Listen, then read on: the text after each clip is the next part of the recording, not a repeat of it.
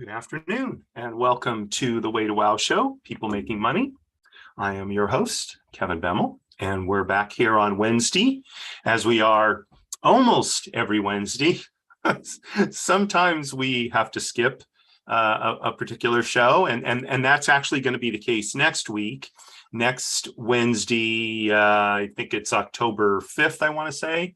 I could be not quite right on the date. Well, here, let me check. So, we'll make sure we got the right thing here. Let's see, December. Yeah, October 5th is a Jewish holiday called Yom Kippur. And so I will not be doing a show that day. We will be just off that day. And then I'll be back the following week. So we're here today, and I felt like I wanted to do something just a little bit different. It's, you may say it's not really on topic, because after all, this is a show about how to get the kind of professional success that you want. So over the last several weeks, my daughter started high school about 5.5, 6 weeks ago, something like that. And it's very different than elementary school and even middle school. In her case, she didn't really have homework in middle school. She went to a very small school. And so now high school, there's, changing classrooms. She has 6 different classes, all have their expectations and their schedules, et cetera, et cetera. And so she was really, struggling is too strong a word. She was challenged to, get up to speed within this new way of going to school. And so, for a teenager, school is their profession, for want of a better way of putting it. It's their job. I know that's pretty much how my dad looked at it. Your job, Kevin, is to go to school, get good grades so you can get into college, so you can, become a professional and, make a lot of money. That was the career plan mapped out for me. And I think pretty much everyone of my generation, right? That's just how it worked. Now, for people now, it's not so mapped out as we've talked about before. Nonetheless, for people who are in school, and I think that would include people in college as well, the job is to be successful in that particular forum, whatever that means. So, and this is just my philosophy, because I know there are parents, who disagree with me. I do not believe that children should be pressured to get straight A's. I'm not sure it works.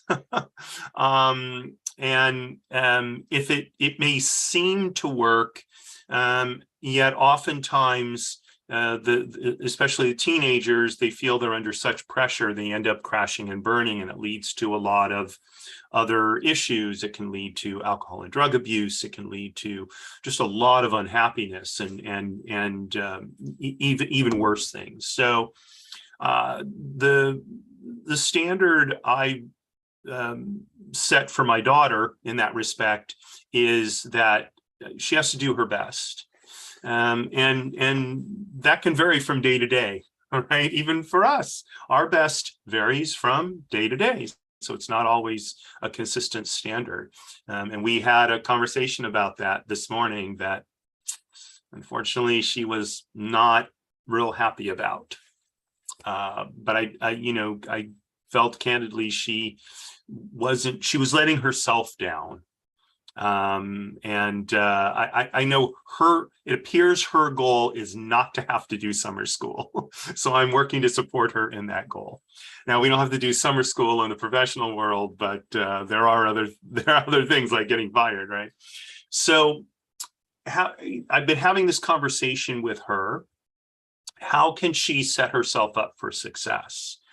And it really revolves around first and foremost, when you get up in the morning, feeling like you're ready to take on the challenges of the day. And this is what I've learned over what is approaching now close to, not approaching, over 30 years in civilian life, another 15, 16 years off and on in the Navy. And that is, if we're not feeling physically good, it's really hard to approach the day with enthusiasm, or just with the sense of, I'm going to be productive today. And there's lots and lots and lots of stuff about what you should do, this, that, and the other thing.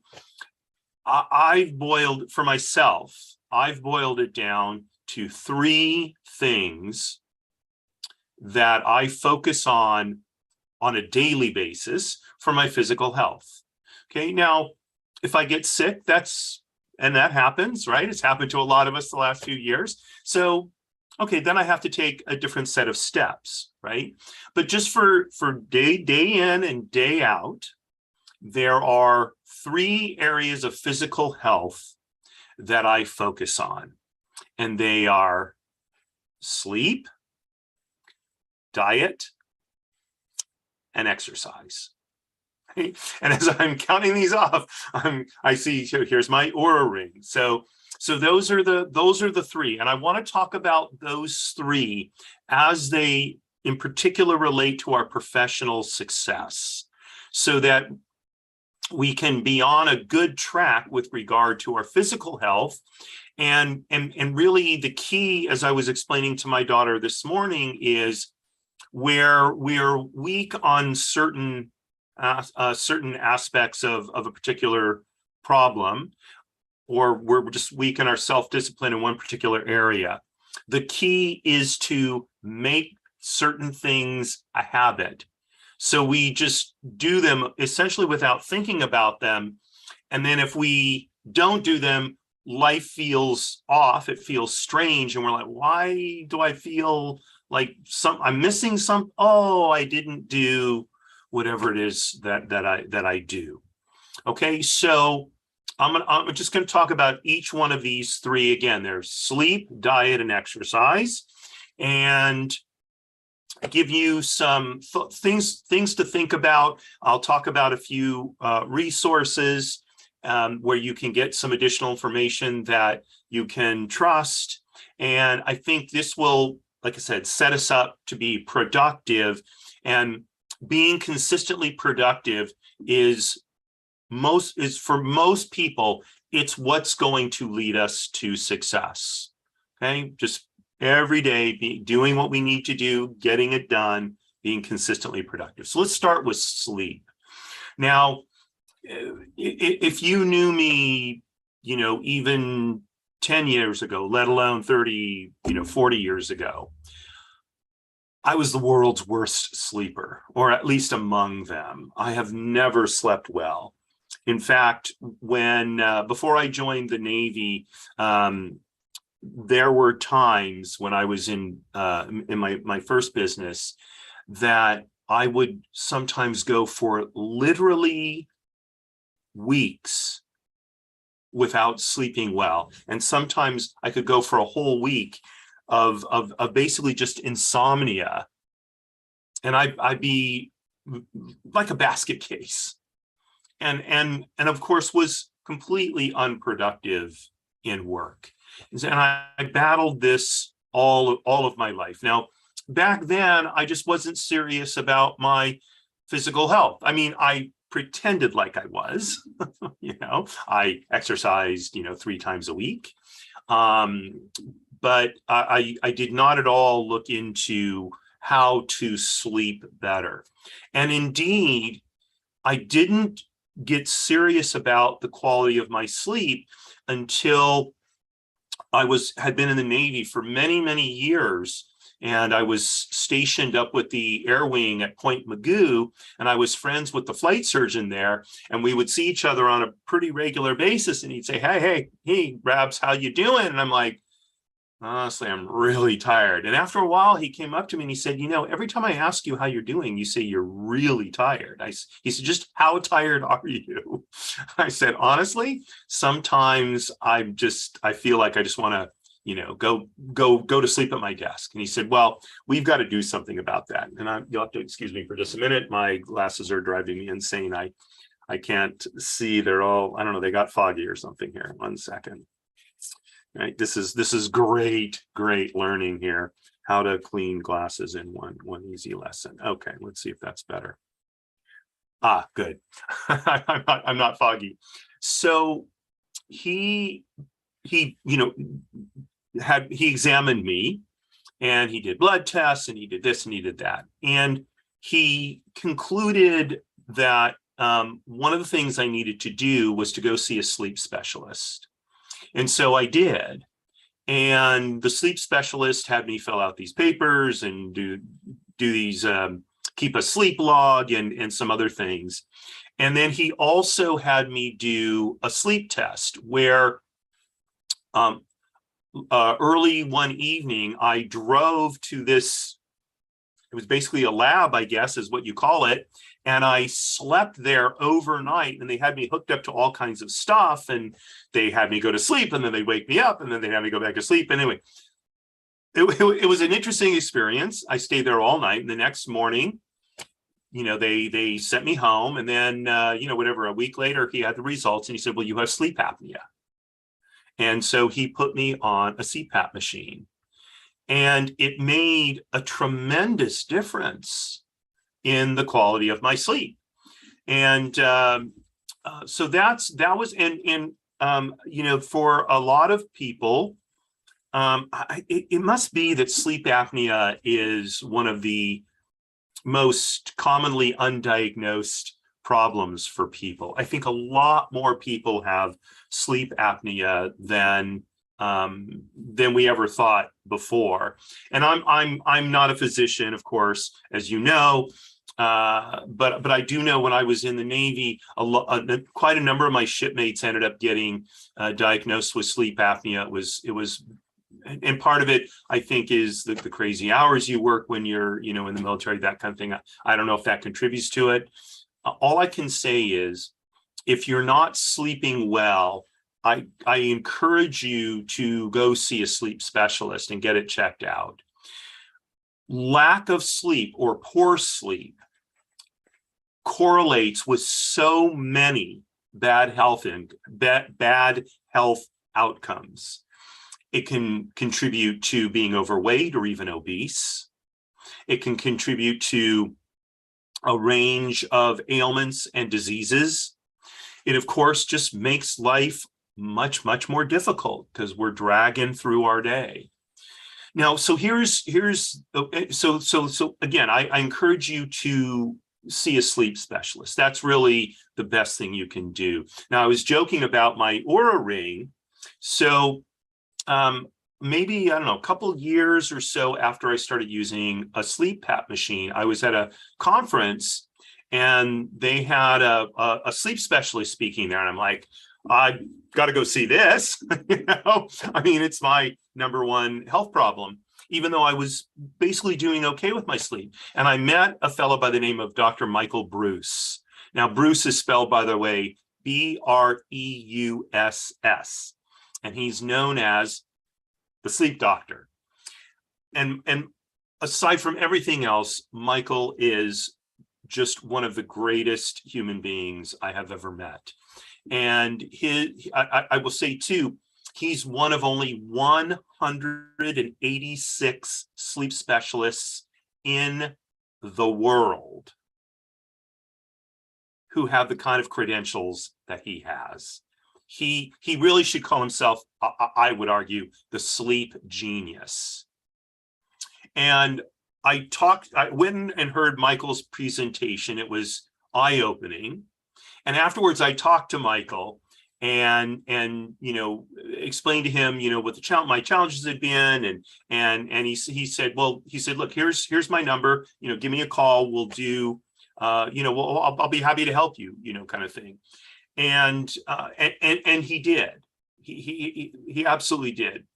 to the point now where I actually don't use my CPAP machine anymore. I got a mouth guard from my dentist. And when I track my sleep on my Oura Ring, I sleep as well with the mouth guard as I did with the CPAP machine. And in some ways, I think I sleep better, because when you have a CPAP machine, it's hard to sleep on your side and that kind of thing. So I encourage you to check out Michael's website. I'll put a link to it in the show notes, The Sleep Doctor. He has a tremendous amount of valuable information there. Follow him too. You can follow him on Twitter. I do. I follow him on Instagram. I think it's Instagram, pretty sure. Anyway, for sure I follow him on Twitter. And every day he's got a tip. I know earlier today, I saw his post about seasonal affective disorder. So when the season changes, it can have an impact on the quality of our sleep. And, here we are, we just recently changed from summer to fall. It's going to start getting darker early, which I love, right? And so, but for some people, it has a very profound impact on the quality of their sleep. And so Michael has a piece that you can read about that. And again, I encourage you to go there and just check out what he's got. He has a email newsletter that he sends out from time to time. You can subscribe to that. And he is really the gold standard when it comes to sleep. Michael was also the person who connected me with Next Health, which is a health optimization group. Now, for right now, I think they're located in Los Angeles, New York, and Hawaii. I want to say Maui, but it could be the Big Island. And they are growing. Of course, if you're not in any of those locations, it's difficult for you to go there. But I know Megan Radarath. She's the chief medical officer there. Megan is brilliant when it comes to health optimization. And Next Health was a big part also in helping me get my sleep on track, as well as other aspects of my physical health that I'll talk about in a few minutes. So, if you are not feeling energized and or productive during the day, the first thing to do is take a look at the quality of your sleep, right? Now, there's what's called sleep hygiene. This is all the stuff I learned from Michael. So sleep hygiene sounds like I gotta take a bath before I go to sleep.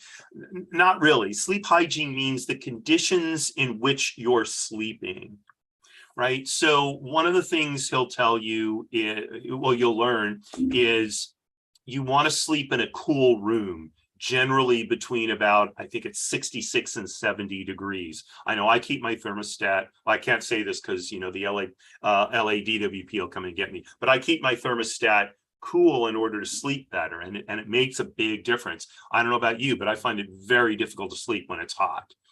The second thing is you want a comfortable bed.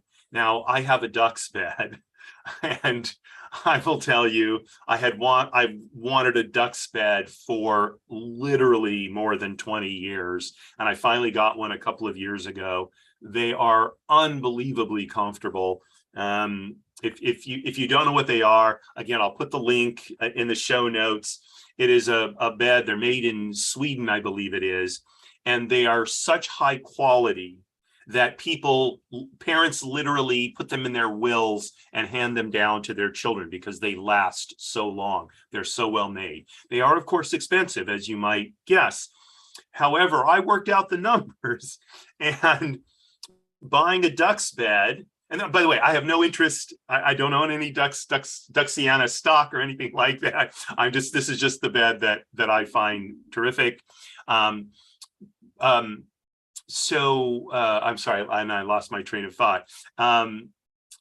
So anyway, the way they're built, they're just super comfortable, and that made a tremendous difference too in the quality of the sleep that I got. Now, if you go on Michael's website, he has a number of different types of beds that he recommends. Oh, I remember. So when I looked at the cost of the duck's bed and how long it lasts versus buying a more conventional mattress and having to buy them several times. The Duck's bed actually over time was less expensive. So it's a big upfront investment, but you make it up over the long haul. So that in the end, that was how I, justified spending the kind of money I spent for a Duck's bed. And like I said, I'm not saying that's the only great bed out there. And in the end, it's going to be what you feel the most comfortable with. All I know is the first time I laid down in a Duck's bed, I thought to myself, wow, this must be a little bit of what heaven feels like, right? And so you want to have a comfortable bed.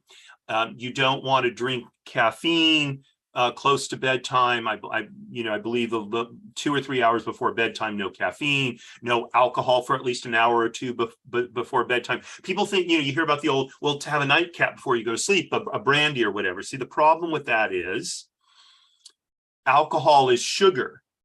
And so if you take alcohol right before you go to sleep, your body is staying up processing the alcohol instead of going to sleep.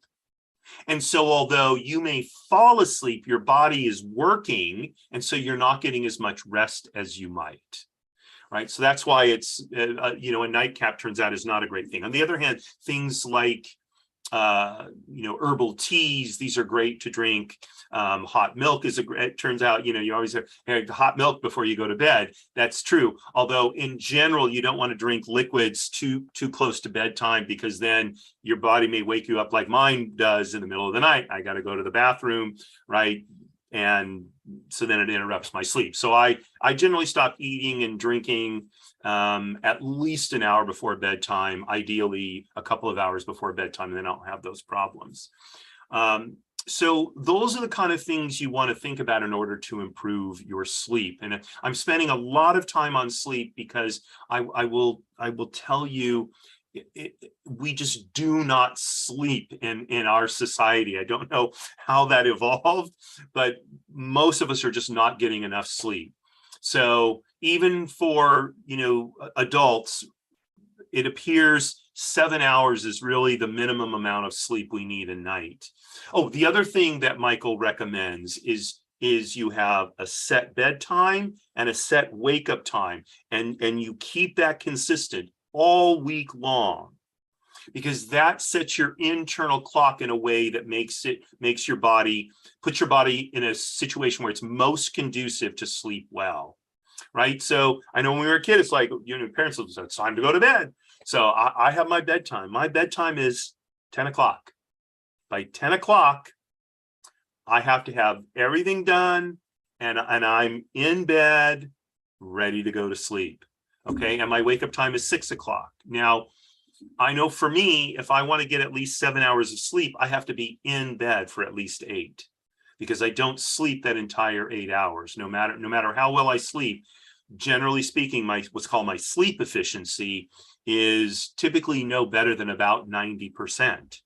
Right. So out of 8 hours in bed, that's, 60 times 8, 480 minutes. Okay. I'm going to sleep maybe 440 minutes of that, something like that. Right. And so 440 minutes is a little over 7 hours. Okay. That's just the way it is. So, and by the way, teenagers need a lot more. I mean, my daughter, this is her big issue. She perennially does not get enough sleep. In fact, yesterday, when I got home from the synagogue from services for the holiday, she was up. I said, "How did you sleep?" She said, "For the first time in months, I had a really good night's sleep. I actually don't feel tired having woken up." I'm like, yes. Okay, good. Right. Because if you can do it once, then once we can get to that point, then we can figure out how to repeat it. Okay, so that's really the goal. And that's what I had to go through. Now, on my Oura Ring, 85 is considered the cutoff for, a good night's sleep. So my goal is to have a minimum of an 85 sleep score with a minimum of 7 hours of sleep. I typically do that now, usually about 2/3 of the time. Now, contrast that with maybe a year ago when I rarely did it at all, because of some things going on in my life. Okay. And look, There was one day last week where I knew I wasn't going to get that, hit that top level, because a friend of mine asked me to go to a movie with him, and I knew I was going to be getting home from the movie late, and all the kind of things. So look, once in a while, we're not going to make our good sleep. That's just how it goes. Okay. So I'm not suggesting that we need to be, a slave to sleep in that sense, but especially during the week, on a school night, as we used to say, right? We want to get enough sleep. So have you heard enough about that by now? It's like, oh my, this guy's a sleep fanatic, right? There's nothing like like they say, the worst anti-smoking person is the smoker who gave it up, right? So the worst pro-sleep person is the person who couldn't sleep, who now can, right? So I guess I've proved that old saw, to be true one more time. So anyway, I'll put those resources I mentioned in the show notes so that you can click through to them and check those out if you're having trouble sleeping. So that's number one. Number two is diet. Now, when I say diet, I don't mean go on a diet. To be honest, and again, I'll repeat this, I'm not a doctor, I'm not a nutritionist or anything like that, but I will say I am not a fan of dieting. I'm not sure I ever dieted successfully. And in fact, and I may have mentioned this in a previous show, in the early 2000s,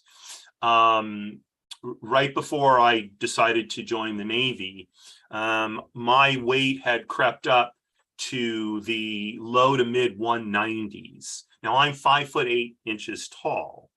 So that wasn't just overweight. That was starting to get into borderline obesity, and I looked at myself. I hated the way I looked. I hated the way I felt. And I had to make some changes. And so, contrary to what we're told, it's virtually impossible to exercise ourselves out of the effects of overeating. We can't exercise enough. Okay, that's not to say that exercise isn't important, and I'll talk about that in a few minutes. But if we're overweight, it's almost for sure, unless it's a medical condition, I'll mention that in a minute, but unless it's a medical condition, if we're overweight, it's because we're eating too much. Our caloric intake is too high. And that was certainly the case for me. Okay. When 30 years ago, 20 years ago, I guess. Yeah, a little over 20 years ago, before I got serious about my diet, for dinner, it was not uncommon for me to have a salad. Now, the salad was in a bowl literally this big and this deep, with lots of salad dressing on it, right? But it was a salad, so it was healthy, right?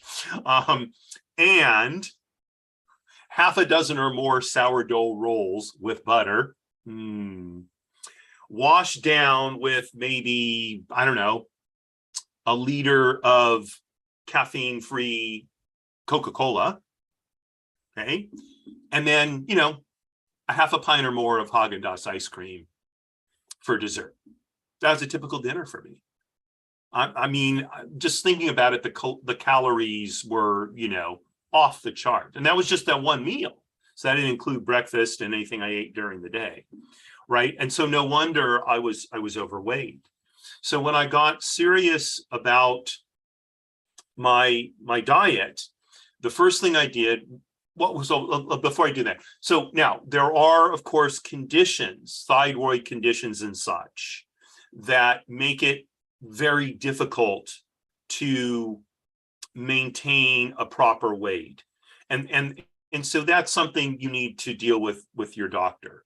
So and if you are overweight, and especially if you're obese, I can't encourage you enough to go to your doctor and talk to your doctor about this issue and get your doctor's advice,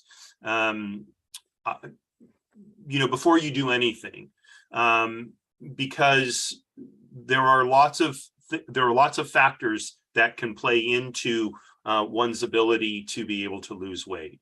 But assuming it's not a chronic problem like that, it is just a matter of overeating.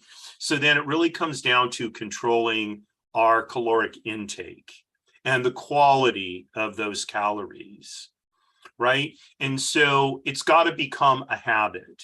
So my habit is, and I've developed this now over many years, is Sunday through Thursday, I limit my caloric intake to 2,000 calories. Okay, now that's based on knowing that given my height, my weight, my body mass, the amount of exercise I get, that my daily caloric usage is somewhere between 3,000 and 3,500 calories a day. So for 5 days a week, I have about 1,000 calorie deficit. Okay. And then on Friday and Saturday, I, for the most part, eat what I want. And what I try and do, and there are times when I'm better at this than others, is if I'm full, I just don't eat. But if I'm not full, I'll eat. Whereas during the week, there'll be times when I feel I'm not full and I do my best not to eat because I keep under that caloric intake and I kind of save up those calories, if you will.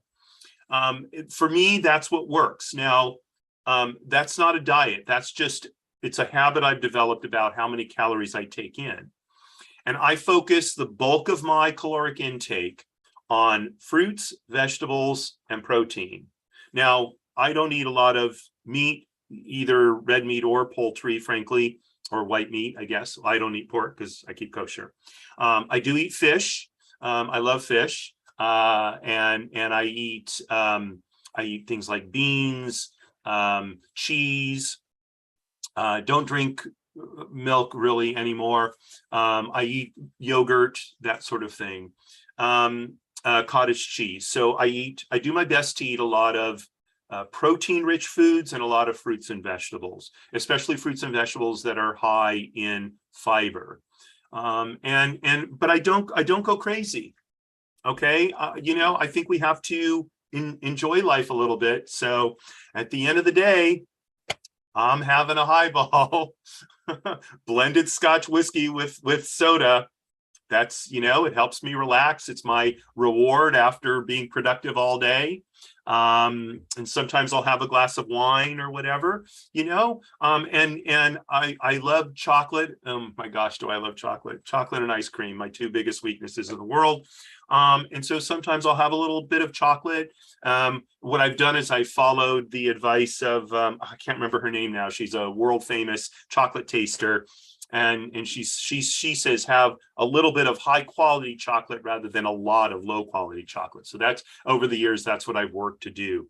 And ice cream too. I'll have a little bit of a really, like a super premium ice cream rather than, half a carton of Breyers. No knock on Breyers. It's just the name that came to mind. So what I would recommend you do is, first of all, figure out what should your daily caloric intake be. And you can go online. There's lots of reputable sites. I'll put one in the show notes that you can click through to, and it'll ask you for some basic information, and it'll tell you based on whether you're male or female, your height, your weight, your level of activity during the day, about what your caloric intake should be. And then the idea is limit your caloric intake to that number, and now if you want to lose weight, it's going to have to be lower, right? So you're going to have to get below that. Now, back when I weighed in the 190s and I wanted to lose weight, I limited my caloric intake to 1,500 calories a day, except for Fridays and Saturdays. And over a 3 to 4 month period, I lost 30 pounds.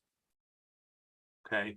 And it was hard in the beginning. It was really hard in the beginning because I didn't see any results. But I kept with it, and then all of a sudden it just, every week it was dropping by 2-3 pounds.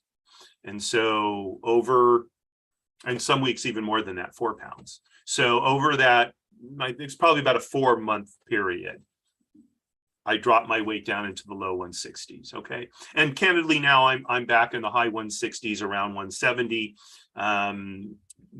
Part of that is I'm carrying more muscle mass now because I exercise with a trainer, and so it's not a big deal. Would I like to be down a low to mid 160s? I would, but honestly, it's more. It takes more self-discipline than I've got right now for controlling my weight, and so I'm willing to carry a few extra pounds.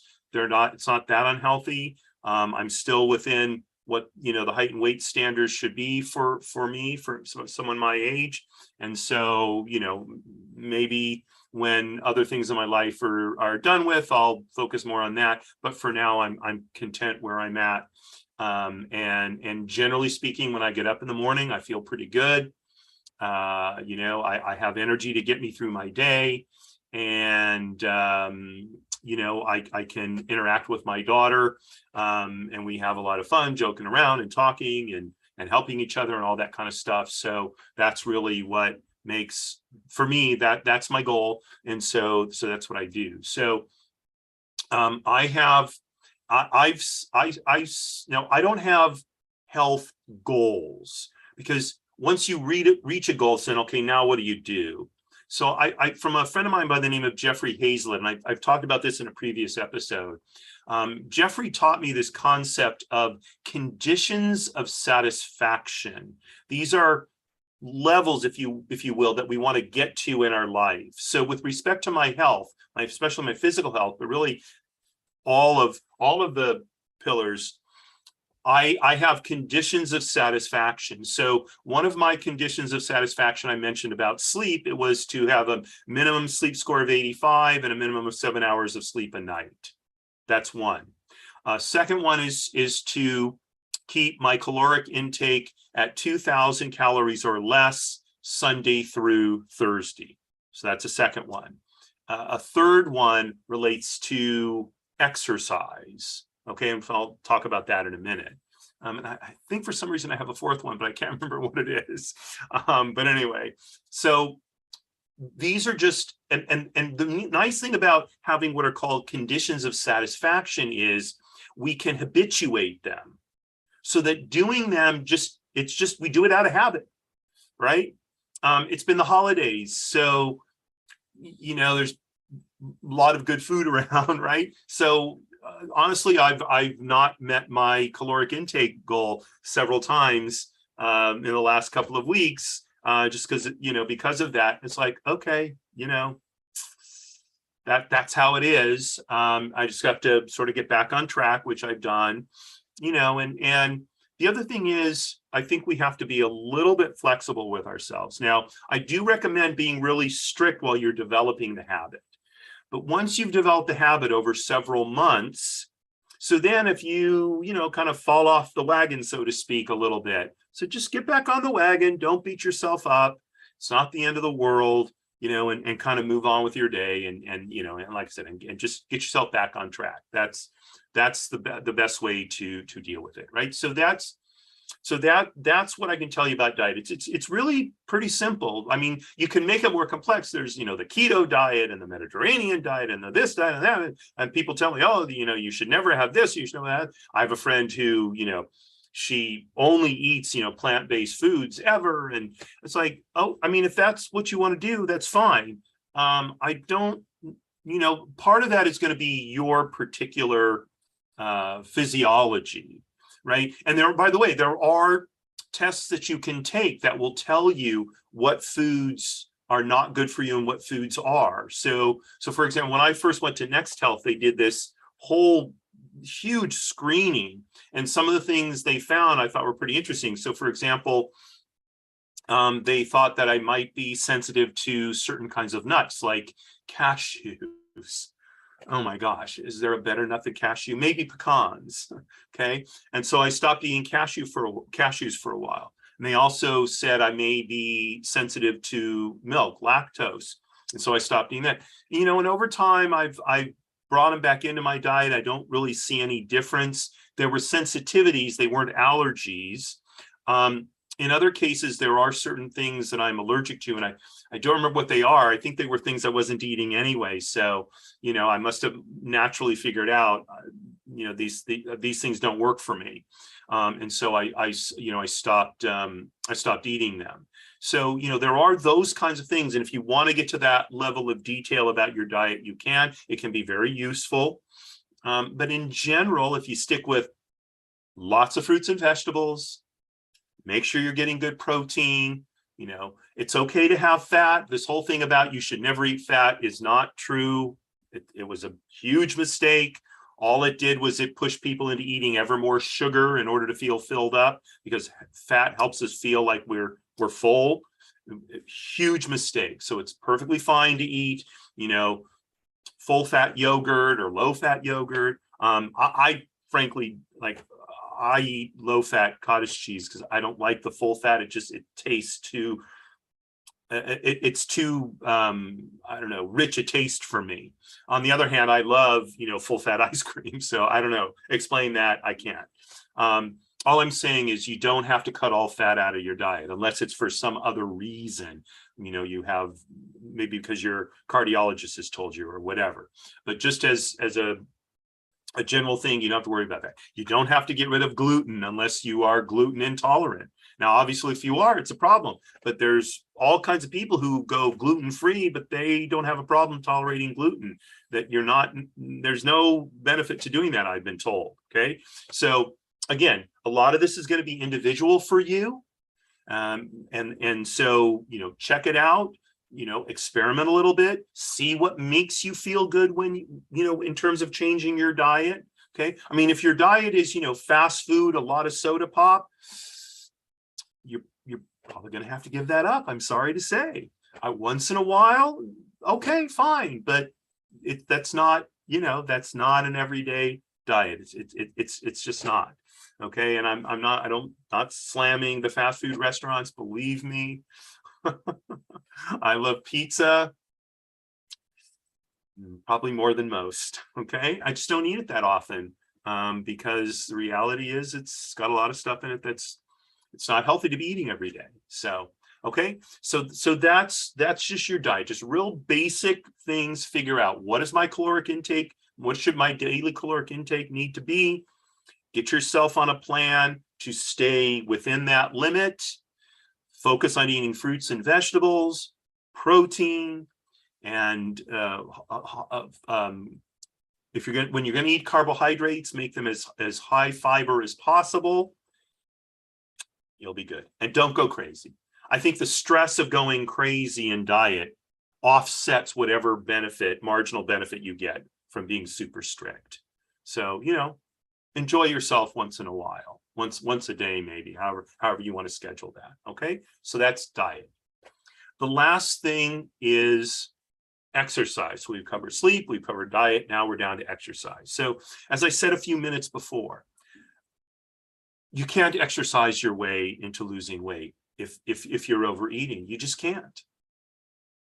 Okay. First of all, most of us just don't have the time. And we don't burn nearly as much calories as we think when it comes to exercise. Just give you an example. For many months, I was riding my bicycle from my house to the beach a couple of times a week because I had a friend who loved to bike ride. And so especially on Friday afternoons, we'd bike ride to the beach together. And it was pleasant because we'd be down at the beach, we'd talk, we'd reflect on the week or whatever. It was just time for us to spend together. We loved it. It was beautiful. Here's the interesting thing. It was a 14-mile bike ride. I burned fewer calories on that bike ride than I did on a 6-mile rapid walk. And that was one of the reasons why I gained a little weight over that time. Right. And so, and then I have to get my bike serviced. So I haven't been riding my bike. So I've been back to walking four times a week. And I can see already it's easier for me to control my weight. That's just how it is. So, because walking and running even better, I can't run right now. I have a problem with my knee, but running is a very efficient burner of calories, if you will. Okay, so what do we want to do when it comes to exercise? Well, the first rule of exercise, I would argue, is don't break yourself. Right? So when the instinct is, well, if I'm going to exercise, I'm going to exercise. Like, no, if you haven't been exercising, you got to ease into it. When I was losing all that weight, once I got my diet sort of going, I got into an exercise program. And the first thing I did was I just walked 1.5 miles a day. And then after that, I did some push-ups and sit-ups. I probably like 10, 15 of each in the beginning. And that was it. And then I built up from there. I got to the point where I would run 3/4 mile and walk 3/4 mile. And then I'd run 1.5 miles. And then I'd run 2 miles and then 3 miles. And I built up to the point where, I would run several miles a day, right? So ease yourself into it and make sure you don't break yourself. It's self-defeating. So if we get ourselves into an exercise routine and then get injured, now we fall out of the routine and we got to build again. And it feels like, oh, I got to do this again. I don't want to do this. And we start whining to ourselves. I don't want to do this again. Right. What's funny is people think I really love to exercise. And the reality is I would much rather sit around and eat bonbons. That's the truth. I exercise because it helps me sleep better. It helps me feel better, gives me more energy. And it does allow me to be a little bit freer in what I eat. I can up my caloric intake a little bit because I exercise, not a lot, but a little bit, few hundred calories a day, maybe. That's it. That's the difference between exercising and not. It's not that huge. I'm not some, big time athlete. Now, obviously, if you're a big athlete, so, you probably are burning multiple thousands of calories a day. And so, the exercising makes a big difference, but that's not most of us. Most of us, if we can knock out enough exercise to burn, even a few hundred calories a day, that's pretty good. And that's probably the most we can burn in, an hour and a half. So that's why we can't exercise our way into losing weight. Now, I shouldn't say the most important. One important aspect of exercise is we want to get aerobic type exercise to keep ourself cardiac and pulmonarily fit, if that's a word, right? And that means some kind of fairly rapid movement. We want to get our pulse rate up to about 150% of resting rate, at least. Okay, so that's going to be something like walking, jogging, running, bicycling. Okay, now you can also do it on machines. I don't particularly like machines, frankly. The stair steppers and the elliptical machines and all those kind of things. I did use them when I was on a ship because that's all we had. There was no place to run on a ship, at least not consistently. Once in a great while, when there were not flight operations, we could run on the flight deck, 1,000 feet each way or whatever it was. But otherwise you couldn't. So we were on treadmills and that kind of stuff. But you can get cardio exercise on a machine. I like being outside. I like to get some sunshine. Sunshine is healthy, helps develop vitamin D and all that kind of stuff. And I just like being outside. I have my here. I've got my here. I'll do again. I don't own any stock in this company. These are called AfterShokz. I can't wear the earbuds. They fall out of my ears. But the nice thing about these is you'll see they don't actually go in your ear. They go in front of your ear. You can hear perfectly fine, but you can also hear. So if I'm out walking, I can hear traffic. I can hear if a police officer is directing traffic or whatever. And, I'm not blocking my ability to hear. And so these are really cool. They're Bluetooth, of course. And so I like these a lot. And I think now they're sold by, I think the company changed its name to Shokz, just plain Shokz now. And like I said, I really love them.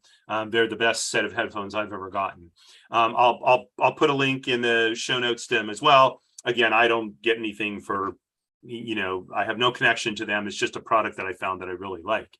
But I love, listening to music, or sometimes I'll listen to, once in a while, a podcast or something like that while I'm out exercising. It helps keep me focused and going, because frankly, exercising is pretty boring, at least from my perspective. But I've got to do it. It's a responsibility that I have to myself and to my daughter, my friends. So you want to get at least a minimum of 20 minutes of cardio exercise 3 times a week. Minimum of 20 minutes 3 times a week. See, 3, not, Roman numeral, what would this be, 4 or 6, 3 times a week. Okay, you can see I didn't sleep well last night. I did have a bad night's sleep last night, so I'm starting to get silly. My daughter and I were pretty funny this morning, I have to say. For whatever reason, we both didn't sleep well last night. So that's the minimum, but you also want to get some core exercise. And in fact, I learned this from my trainer. If you want exercise to contribute to losing weight, you're actually much better doing core type work, lifting some weights, doing like push-ups and sit-ups and those kinds of activities. Those are more efficient for losing weight than cardio. Cardio is good for strengthening our heart and lungs. Core exercise is much better for helping us on the way to losing weight. You're not going to lose a lot of weight, but it'll help you trim up. So if you've got your diet under control, and now you want those washboard abs, right? The ethereal washboard abs. I want them, kind of thing. While diet makes a big difference in being able to have them, exercise is also important at that point too, to get that definition. Okay, so now I personally exercise 6 days a week. I don't exercise on Saturdays because that's the Jewish Sabbath. That's my take it easy day. My Oura Ring scolds me all the time because I do not get enough downtime, especially after I do my 6-mile walk. It says, you need more downtime. It's like really snotty sometimes. So, I take it with a grain of salt. But I work out twice a week with a trainer. We do core work. Lifting, we'll do some things with them, dumbbells. I'll do on different like the sit-ups thing where you hook your feet and you do sit-ups and you do them on the side. And then we do a lot of just kind of floor exercises. He makes me walk around the hallway outside his gym, and with my hands on my hips, doing these sort of long steps, and I'll tell you what, I can feel them in my glutes the next day. But it's good. So I do that 2 days a week. I wish I could do it 3. I can't work it in my schedule. And then the other 4 days a week, I walk what amounts to about a 10-kilometer route. So it's about 6 miles. I used to run that, and hopefully at some point my knee will heal enough that I can go back to running. Running is just more efficient time-wise than walking. I can't walk as fast as I run. And that's it, and I just do it. I have it scheduled into my calendar, just like I do all my other appointments. Now, of course, with a trainer, I do, because those are appointments, but even for the walking that I do on my own, I have it scheduled in. Now, if I have to change it or whatever, sometimes I'll reschedule it to another time in the day, but since it's in my schedule, it gets done. Okay. And my condition of satisfaction for exercise is I stretch at least daily, and I stretch my body, and I particularly have to stretch out my feet. I used to get terrible cramps in my feet. My trainer we could never figure out why, but he gave me this exercise to do. I have a lacrosse ball and I roll my feet out every morning, or 6 mornings a week, actually. Okay. And then my orthopedist has me do a minimum of 10 minutes on a stationary bicycle, not the big one, but one of these little ones that just sit on the floor with pedals. And while I study in the morning, I bang out usually at least 15 to 20 minutes. It doesn't have to be fast. It just keeps the cartilage in my knees moist, which has been the key to my being able to continue to walk, for as long as I have been able to. And so I do that again, 6 days a week. And then I have my regular, so I know those are both scheduled in the morning, first thing. And then I have my other exercise scheduled in at whatever time in the day I can work it in. And I encourage you with exercise for me, of the three, the least pleasant is the exercise.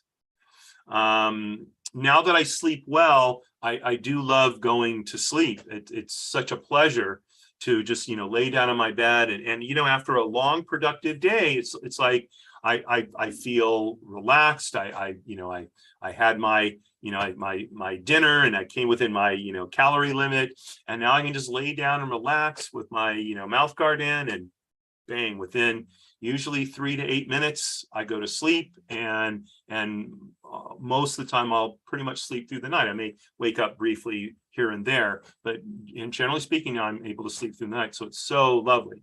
And eating, I just love to eat. The fact that I can't eat as much as I want to, okay, well, whatever, but it's still so pleasant eating, right? So exercise is a tough one for me. So I have to schedule that in my calendar. So whatever you find tough to do, put it in your calendar. By the way, if you find making time to sleep a problem, put it in your calendar. When I was first dealing with my sleep, I literally calendared my sleep. So my schedule would remind me when it was time to go to sleep.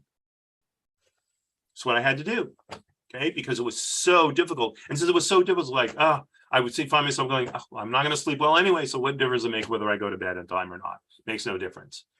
That was the wrong attitude, right? So set your going to bed time, set your waking up time. Now I do have an alarm that wakes me up, because I think otherwise sometimes I would sleep through. Although probably,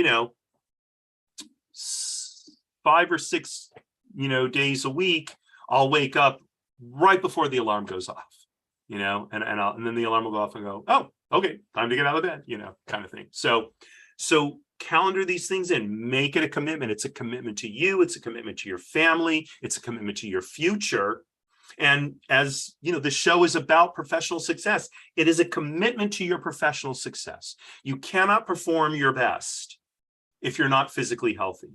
You cannot be productive if you are not physically healthy. And you say, well, you're just tying that in so you could talk about this. Okay, that's fine. Yes, that is true. Guilty as charged. Having said that, building our physical health, right, is part of our identity. It is the foundation to almost everything else, right? And we have to be intentional about taking care of our physical health. So I invite you to share any comments, any successes that you've had in this particular area, this particular realm, any failures that you've had that you had to recover from, that maybe other people can need to avoid. Okay, share those in the comments on the video, on social media. If you know someone who you think would be great to have as a guest, I know I've had Michael as a guest on my show. So if you want to look up his show, it was he was one of my very first guests. That's how badly I wanted to have him on the show. But look up Michael. Megan Rederath was also a very early guest on the show. You can check out the episode with Megan and listen to what she has to say. And really make a plan to upgrade your physical health as part of your goals for professional success. If you have any questions, feel free to email me. My email address will be in the show notes, or send a comment. Would love to help you out with this. So I'm almost out of time here. Again, no show next week, so I'll see you in 2 weeks.